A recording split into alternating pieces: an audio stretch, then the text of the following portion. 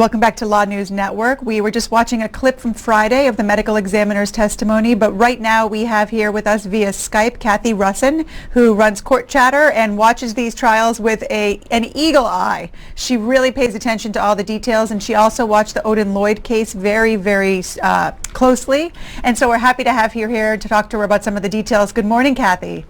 Good morning, Heather. How are you? I am great, and I'm so glad to have you here. So tell me, did you think that the prosecution was going to call another witness today? I actually thought that was probably happening because they didn't rest at the end of Friday like we all thought they were supposed to. Mm-hmm. And because they didn't officially rest in front of the jury Friday, I thought, oh, they're going to bring somebody here at the end that they thought about maybe as an afterthought. Yeah, it seemed like an afterthought, didn't it? It was this testimony about 200 hours of video surveillance that was reviewed, and ultimately, I think the point that was made is that the timing on some of these videos was off. Is that what you think they were trying to get out of that? Yes. So they got that one of the cameras inside Cure is off by, 50 seconds or something from the other, and then that the camera time is off between the garage and the Cure nightclub by a couple of minutes. Right. That could play into some timing of when eyewitnesses say some things happen. Right. Of when we see the cars pull out of the garage. And so maybe they'll wrap that together later. Well, and do you think that perhaps that's why, it was Prosecutor Lee who just did the cross-examination of this Antoine Salvador, and he was really aggressive about timing. He said, was it 7 to 10 minutes of an interaction? Was it 5 to 6 minutes? So, for us watching, sometimes it's hard to understand the context, but perhaps that's what the prosecution's trying to do, is to sort of strike down this testimony by saying that it's impossible given the timing of the videos. Okay, again, the Commonwealth is all over the place in this case and confusing. Yes. It's confusing to the jury. It has to be confusing to the jury. Right. I mean, I'm not going to say for sure it is because we don't know what that jury's thinking, but it's confusing to us, yes. And so it has to be confusing to them.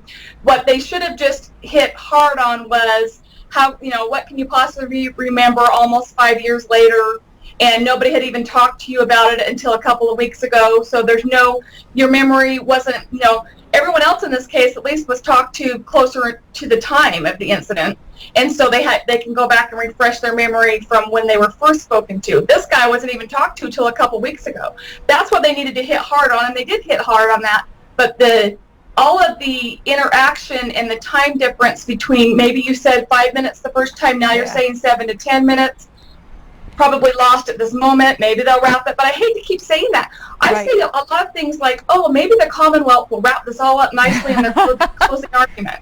Yeah, and the difficult thing, and one of the things that I know our chat room is having trouble with, is that, no matter what you think of Aaron Hernandez, if you base it solely on the evidence as presented in this case, it's very difficult to think that the prosecution has met their burden thus far. And their cases, they've rested. So now the ball is in Baez's court. And we know that he, according to his opening, he's going to call Dr. Dow's. Now, I know that you looked at the witness list, and there's some hint as to what type of evidence Dr. Dow's will be bringing. What is that evidence? So Dr. Downs is a forensic pathologist, and actually you looked up that may work with Dr. Kenny Bawden's husband. Yeah, they teach together, I think. I think he's going to come up to talk about what should happen procedurally with medical examiners, what should happen at the scene of a crime with the bodies. That's why there's been a lot of talk from the defense end on that. Yeah, and the whole accident reconstruction, when Baez was cross-examining, I think it was McIsaac, the detective who did the accident reconstruction, he specifically said something like, are you trained in accident reconstruction? And the detective said no, and that's the part where Baez kind of got that snarky comment in. I think you commented on it on Twitter when he said, oh, you're just play acting then? But now he's got an expert who actually does this for a living, and perhaps they're actually going to show a reenactment to counter the prosecution's reenactment.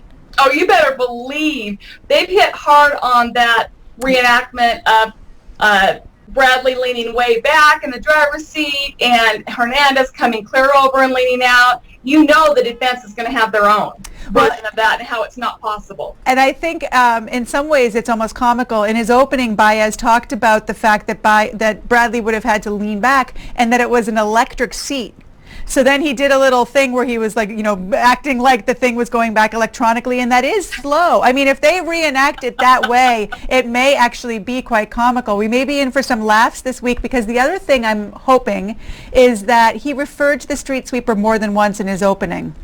So because of that, he may feel obliged to actually call Warren McMasters to talk about the fact that the street had been swept and any bullets may have been lost. What do you think? Well, I said last week that I don't think Baez is afraid to call the street sweeper, even though I think he's a horrible witness.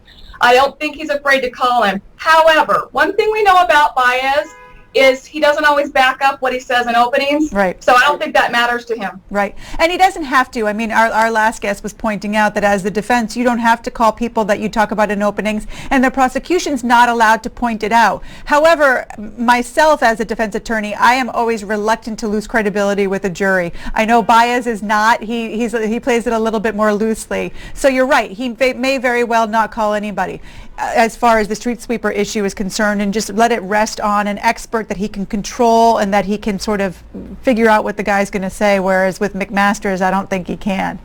Oh, I hope he calls him, though. I know. And I'm sure, I mean, the poor McMasters didn't like to be there that first time, and he probably won't like it any better this time, and so he's probably hoping just the opposite.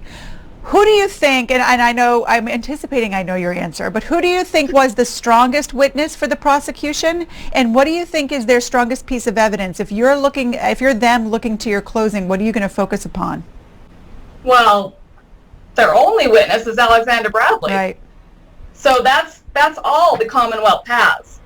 And he's also not that credible. So I don't know. I'm gonna get slammed for that, because trial watchers did believe him, and they do think he's credible. So I think he just has credibility issues. I should say it that way. Right. He's a criminal, and he had something to gain. Right. And they did a good job. The defense did a good job breaking him down with why his story finally did come out and things like that. So definitely that was the Commonwealth's strongest witness. And really, who else wanted to shoot these guys that night? Yeah. I know the defense wants to say it's over a drug deal, and okay, so the toxicology came out, and Furtado had a little bit of marijuana in his system, and the other victim did not. But there's no, I guess the defense can bring up some proof that there's some other connection, that they had some previous connection between Bradley and these guys, and it's some drug deal gone bad, but it seems far-fetched. And does that still mean that Hernandez was in the car? Right. And he was in the passenger seat, and he watched Bradley shoot the guys? Well, and if so, all of those text messages that went back and forth between Bradley and Hernandez, why doesn't Hernandez finally just say, what are you talking about? You're the one that shot them. That's a great point, Cathy. And that's what I think that the prosecution's going to have to do. They're going to have to show the jury all the ways that Bradley's testimony was corroborated by evidence and make common sense. You often tell juries, you bring common sense to this endeavor. And so take their common sense and apply it to a lot of and you're right. I mean, there's so many holes. And really, the person who could fill all these holes we will not be hearing from, and I don't think, and that is Aaron Hernandez himself. But it is definitely, there's a lot of holes. The issue is that it's the prosecutor who has the burden to fill those holes. It's the prosecutor who has the burden of proof. And so I think that, Alexander Bradley, I agree with your trial watchers, and I agree with ours, think the same, that he did much better than expected. He held his own, and despite the fact that he had a lot of reasons to lie, I think a lot of people felt as though he was telling the truth. And there are some things that support him, and that's where the prosecutor has to go, because that's the only place they can go.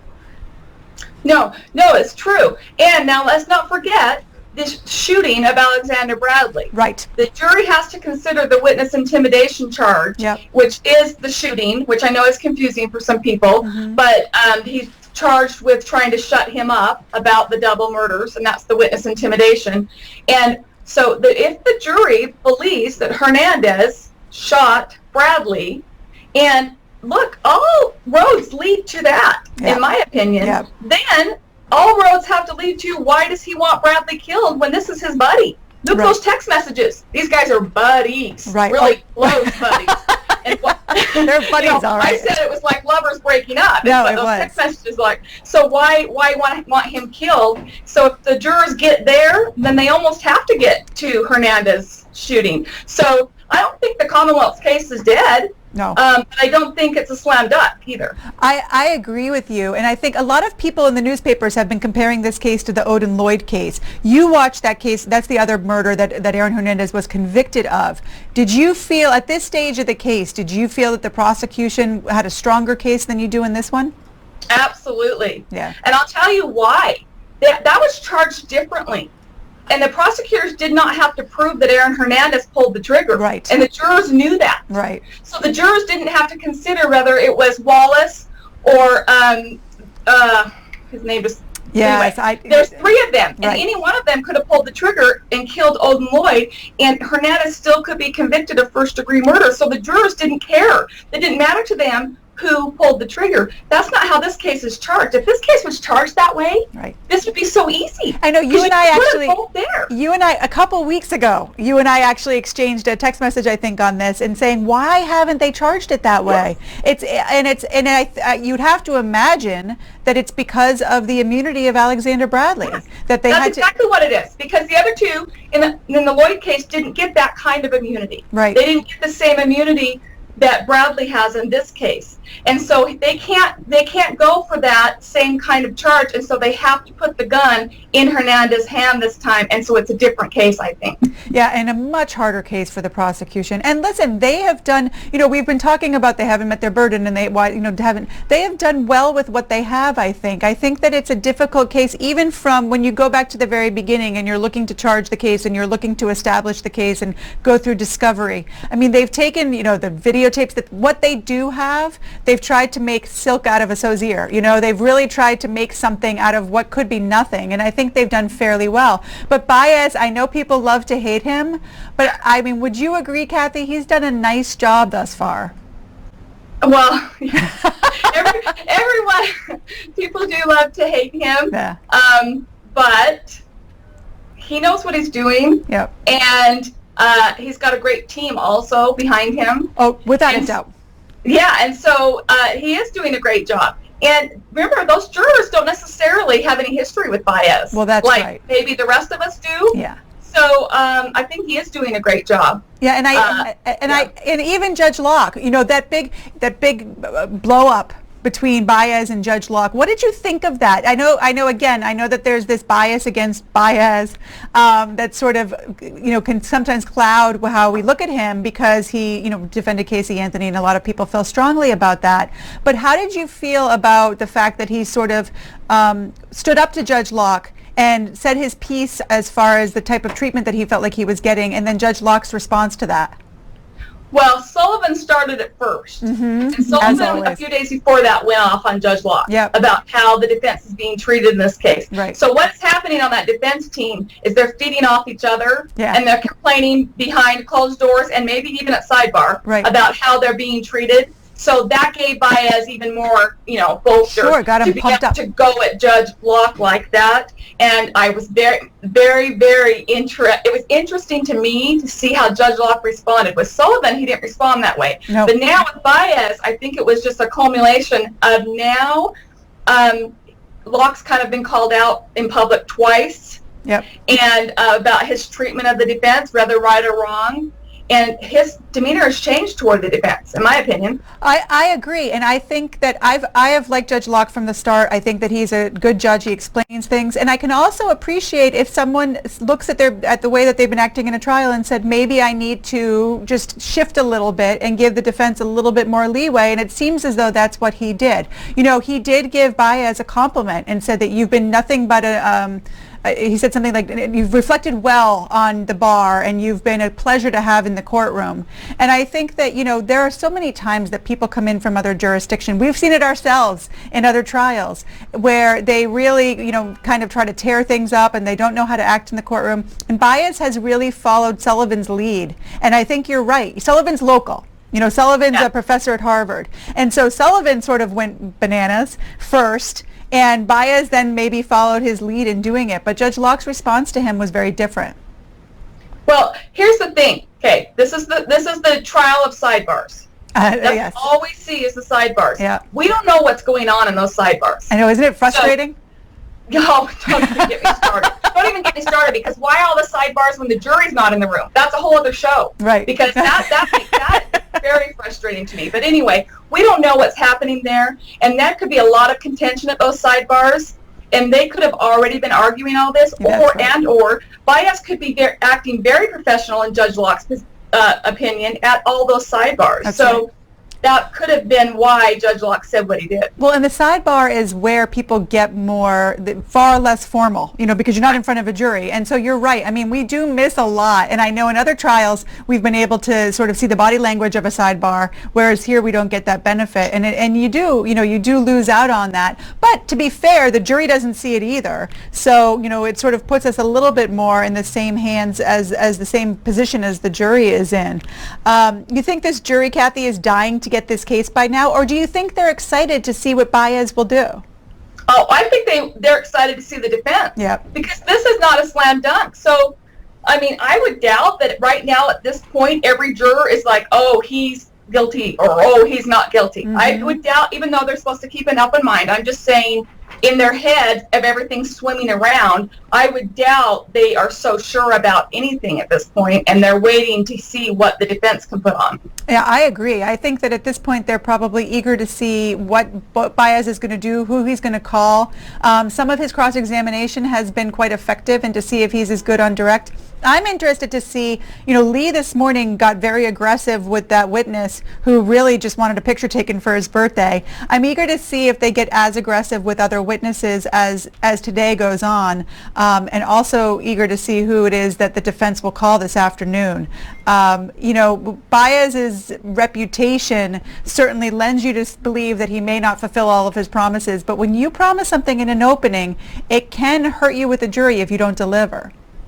Yeah, you know what I found very interesting is I have harped on, and others, a lot about the prosecution's demeanor throughout their case, and how they're kind of very meek and mild and not a lot of passion, because you have to compare it to the defense team. Right. And we don't know how it's playing with the jury. That could play very well with this jury. We just don't know. Right. That they just don't have a lot of passion, and they're quiet, and their objections are very quiet. And we harped on that. I harped on that a lot last week. And then we see the very first cross-examination today, and it was like, go out for the kill. Right. When you didn't even need to. So I found that very interesting. Yeah, he definitely, exactly, when you didn't need to, which is sometimes, it can also be a turnoff for the jury. If you're attacking a witness who isn't aggressive and didn't do anything wrong and just asked to take a picture of his football star, it can get to be a little bit much. Yeah. Right, yeah. There's no reason to go after the guy. You can still make your points without acting like this guy was lying for a reason. Well, Cathy, I'm going to let you go, and we're going to probably bring you back again this week so that we can talk about this some more. I think we're almost back from the break. But until then, I think we're going to go back, if we have it, and play a clip of Alexander Bradley's testimony, because that is where the prosecution is going to rest all of their bets. And so to be reminded a little bit of what Bradley testified to was helpful, I think. Let's go to the testimony from the 21st, clip 2, and we will take you right back to the courtroom as soon as they're back from break.